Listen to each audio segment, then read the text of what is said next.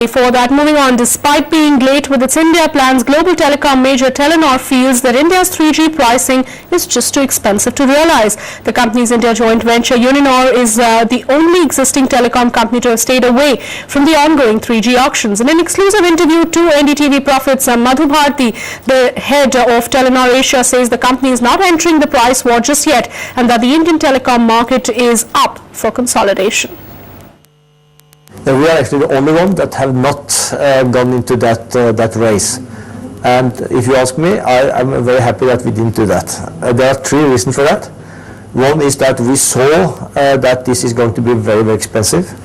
And if you look at it, the auction is still going on. The pan-Indian license today is probably around $2.3 billion US. And we don't think that is worth it. So the price is too high. Secondly, we are a newcomer. We need to stay focused and trying to build out our operation, trying to get a volume as a customer volume on base, and 3G would actually defocus a little bit what we are trying to achieve. I see. Thirdly, I think there will be opportunities to get into 3G further down the road. Yes, you're late entrant. Yes, there has been a large penetration from some of the players who've been existing in this market for quite a long time. But at one level, would you say that it all boils down to the pricing strategy that would eventually work for you? I know you're not in the price war, but isn't that the Indian customer eventually looks for? In India, it's a typical pull type of market, where you use mass marketing, you use TV and so on to try to pull your customers to the shop. We are much more focused on push strategy, where we actually try to push our SIM through distribution into the hand of the consumers. When you enter a market as number 10 or 11, you need the point of sale to push your SIM. So we are trying to set up this relationship. When it comes to the pricing, this is a value-based community. Right. So people go after the best offer. Right. And the way we are dealing with that is constantly trying to launch new type of price initiatives. Where would you see Uninor? Where do you position Uninor 3 years from now? I wouldn't say longer, 3 years from now. We come with a model now which is very cost efficient. We need to be cheaper on cost than our competitors are. So the prices we have got from Wipro, for example, which is our IT outsourced partner, or from the network vendors which are running our network, it's the cheapest we ever have seen in the world. We are the only one which has not copied the per second billing, because we don't want to be seen as the price leader in the market. So we are working on these parameters. However, the Indian landscape is going to change. All right, we'll of course see how much that landscape changes.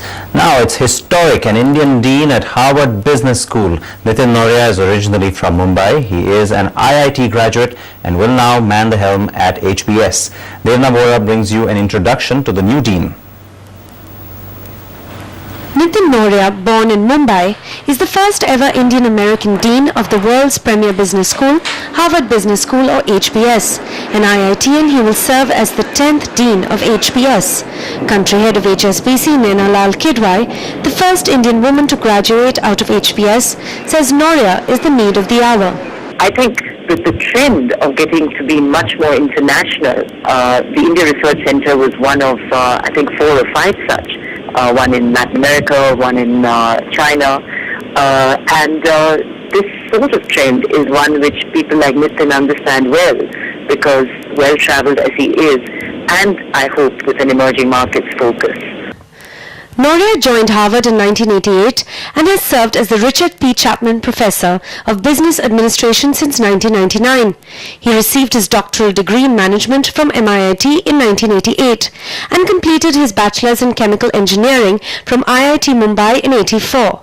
He's written 16 books, with the latest being Handbook of Leadership Theory and Practice. Noria will also spearhead the endowment fund of HBS, the largest in the world, at $26 billion.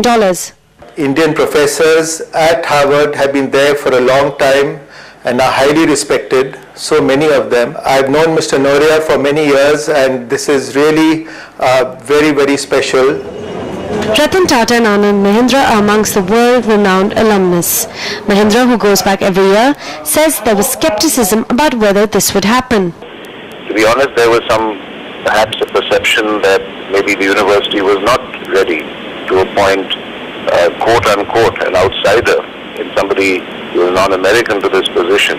So I think this is extremely significant. We have to recognize that this is an iconic university, and I think it is news that will be heard around the world. The business school is indeed a playground for the global rich, smart and networked. And now Nitin Noria will be leading that pack of overachievers. In Mumbai, Devna Vora for NDTV Profit.